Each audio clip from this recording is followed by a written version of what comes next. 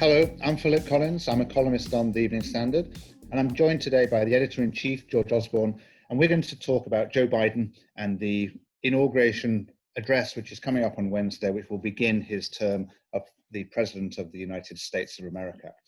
And George, this inauguration is a big moment in American history, isn't it? It always is, but it is now because we are probably going to go from a period of extraordinary, unlikely politics to perhaps a semblance of something we're more accustomed to seeing. Well, you're right, Phil, that the inauguration is always a huge moment in American politics.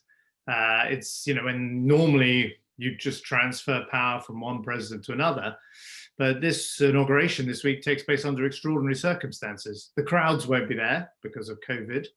The military and the police will be because of these threat from these extremists. And of course, the defeated candidate, Donald Trump, won't be in attendance. But it's still a big moment for Joe Biden to step up and not just become the president, but become the healer in chief. I've been searching for parallels in American history of this moment, and I think you have to go all the way back to 1801 when Jefferson delivered the inaugural speech. And it was similar in the sense that there were very few festivities in Washington. It was very Spartan. John Adams, his defeated opponent, left town because he'd fallen out with Jefferson. And it was an incredibly acrid and bitter election. But what Jefferson did in that speech was a template for what I suppose Biden has to do, was he gave a healing speech. He said that no matter that we are a nation divided, now we must come together. And all inaugural speeches, apart from Donald Trump's 4 years ago, which was a stump speech, are of that kind. They try and bring the nation back together again. Do you think Biden can do that? Do you think America is healable? I pledge to be a president who seeks not to divide, but unify. Well, I think there's a big question of whether the United States is healable. And look, I know this is a contrarian view, but the Constitution and American democracy has survived probably its greatest test since the American Civil War in the form of Donald Trump. But we've got through it. There is a new president. There isn't an armed insurrection. There isn't a coup. I think the speech itself, I think the problem with these inaugural speeches is there is such a high bar set by John F. Kennedy and Abraham Lincoln that presidents always fall short. People don't remember, for example, Barack Obama's 2 inauguration speeches, and he was a pretty good speech giver. So I'm not expecting magic from Joe Biden, but I think the very fact he's there, he's become the president, and American democracy has worked, will be enough of a speech. Yeah, he's got quite a lot on his plate. It's quite a lot he's already pledged to do. I mean, if we move on to some of his priorities for the first few days of his presidency. I mean, I don't know if you saw, but his chief of staff issued a memo to all the White House prospective staffers on Saturday, in which they set out quite a few things that Biden is planning to do by executive order the minute he enters the White House. So the travel ban on majority Muslim countries, rejoining the Paris Climate Accords, extending the limits on student loan payments, a whole series of things that he's going to do straight away. So to give a sense of change and a sense of old politics coming back again. So do you think, are you impressed by Biden's policy energy, and are you looking forward? Do you think he's got a lot to do, or do you think there will be a flurry of activity which slightly runs out, which is my fear? Well, I'd say the interesting thing about Joe Biden is, he's the most experienced and oldest person to take the presidency. And you don't have that kind of excitement, which you and I might remember when there was a young Barack Obama or a young Bill Clinton, these sort of unknown or largely unknown governors or junior senators. Biden's a very well-known quantity.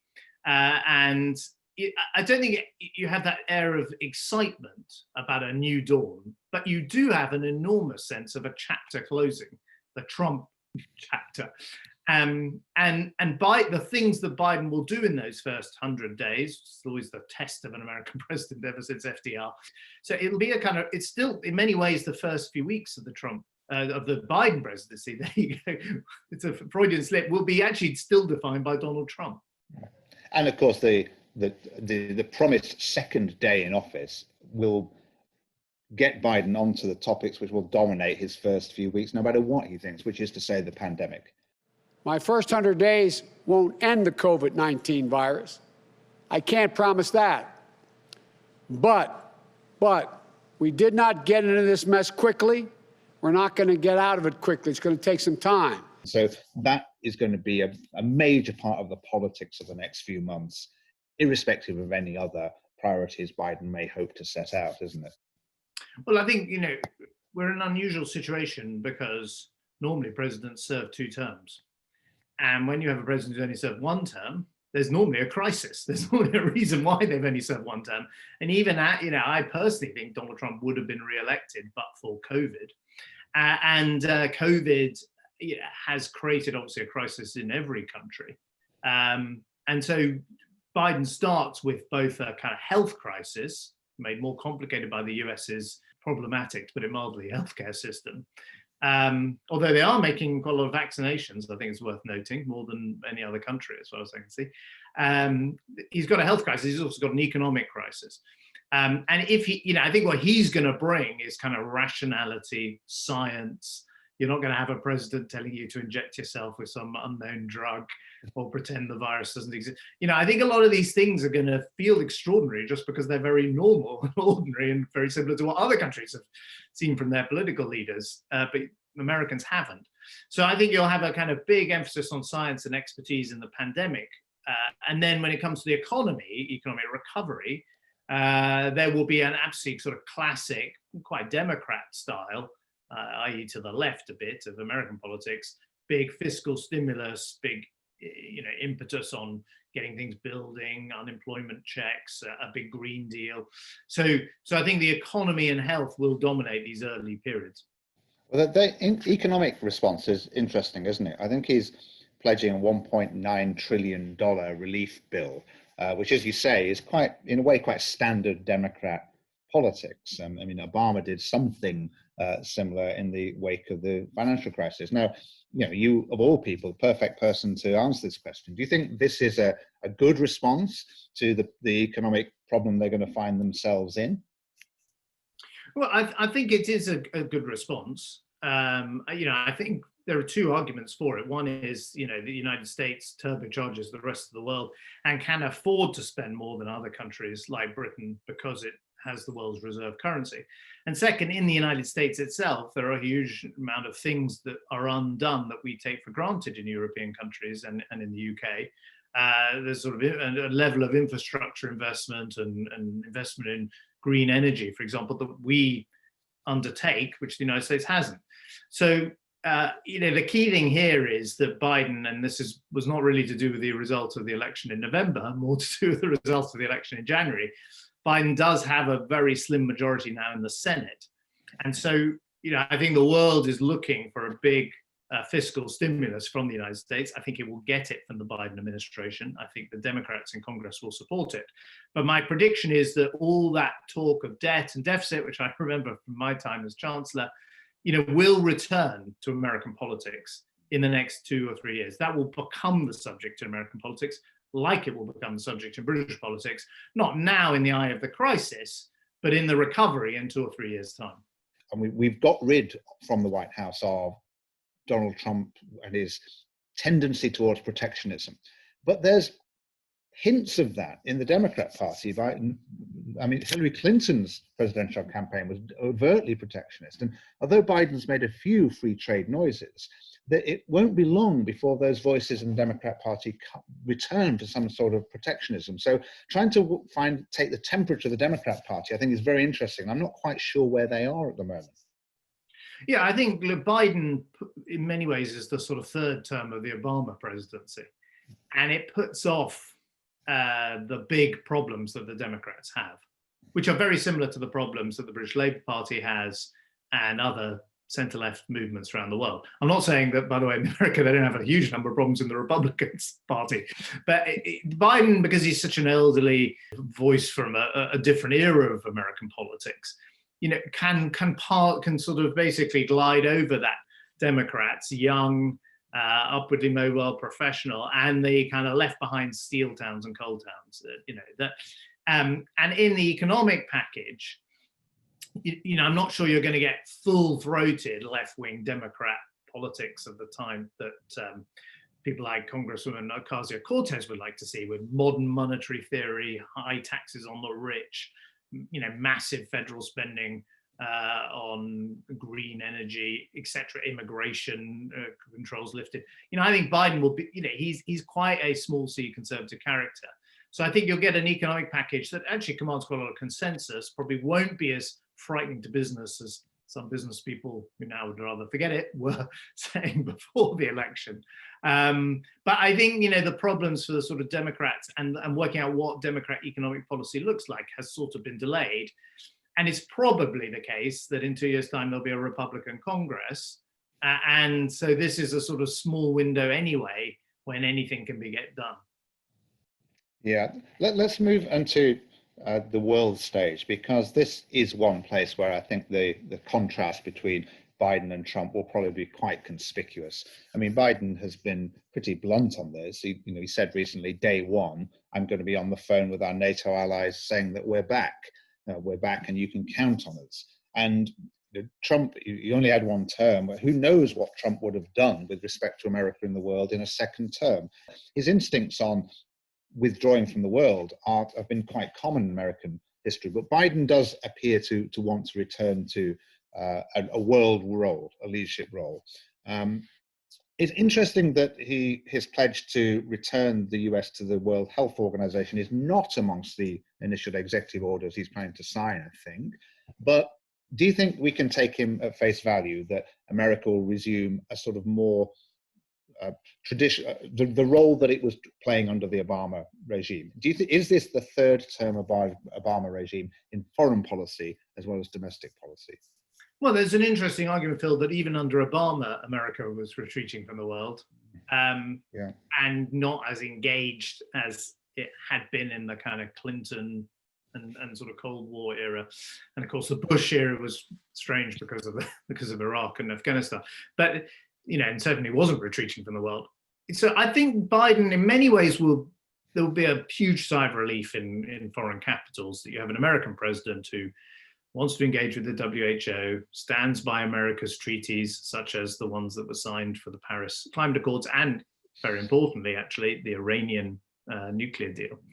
And you'll have America and the team he's chosen, Secretary of State Blinken, Treasury Secretary Janet Yellen. These are all very well-known characters on the international stage.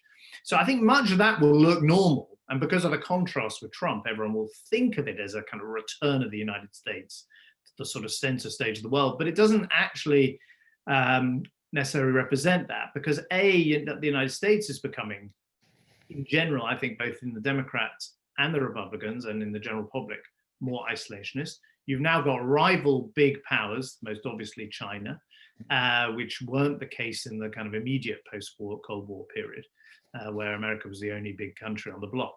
So I think some of the kind of enduring trends are there.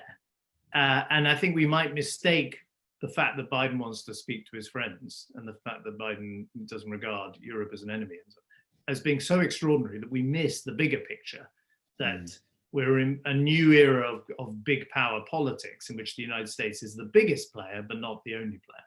Yeah, I wonder too, what does this portend for the relationship with Great Britain? I mean, by no means the most important thing to Joe Biden of the many things he's got to do, but important to us. And we're hosting the G7 summit in June, and then we've got the Glasgow climate change summit in the autumn. And so Biden probably is going to be coming. And there's been a lot of talk about quite a few of his loose remarks don't seem to be all that obliging towards Britain, most notably about Brexit, and in particular the effect on the Good Friday Agreement, which is a good Irish Catholic he's very much across the detail of and cares about very much. But all of that just disappears, doesn't it, when realpolitik takes over, and Joe Biden and Boris Johnson will find a way to get along, and this will become the moderately important yet exaggerated relationship it's always been, won't it? Yeah, I think that's probably true. I mean, look, Britain remains the closest or one of the closest allies of the United States. That will be true under a Biden presidency. All the people who work for Biden are used to dealing closely with the UK. I think Britain can, it's quite an important year for British diplomacy, but G7 summits come and go. Most people can never remember.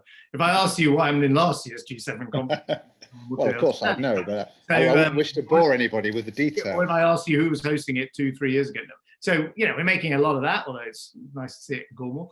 The climate conference is important, but again, we've had climate conferences and it just happens to be hosted in the UK, but and there's an important act of British diplomacy there, but it's not a British initiative, if you like. So I think we need to be careful not to kind of overplay our hand. I think the kind of central challenge Boris Johnson and the government face is this. In the eyes of Democrats and in the eyes of the sort of Biden team, Boris Johnson is part of the Trump family. Now, that might be unfair, and there aren't direct parallels. And, Boris Johnson is a much more professional politician than Donald Trump ever was. But nevertheless, he's seen by the rest of the world as being in that kind of slightly nativist central-right, no longer the central-right, nativist right-wing movement, populist movement. Brexit is something that Biden regards as a very bad move by the UK, unlike Trump identifying with it. So, I don't think you're going to have that kind of bonhomie that you saw, that kind of camaraderie, not just between the leaders, but between the political staffs and the parties that you saw, obviously, between Tony Blair and Bill Clinton, that you saw between Margaret Thatcher and Ronald Reagan, and that rather surprisingly, because they were from different parties, you actually saw between Barack Obama and David Cameron. And I think Boris Johnson's going to find it a hard job persuading Joe Biden that he is, somehow now a kind of mainstream centrist politician. I think Biden will not believe that. I know Biden did say that he regards Johnson as an emotional and physical clone of Donald Trump, which I think is a bit harsh on Boris Johnson. As you say, he's not the same as Donald Trump, but at various points he's sort of wanted to play up the similarity, which I suspect he will rapidly forget about now. But we've run out of time. We could carry on forever, no doubt. Though I hope next time we gather to do this, we won't be talking about Donald Trump, and we will be talking about the return to some kind of normality in American politics and the various things that Joe Biden is attempting to do. So my thanks to George. It's very nice to speak to you, and thank you very much.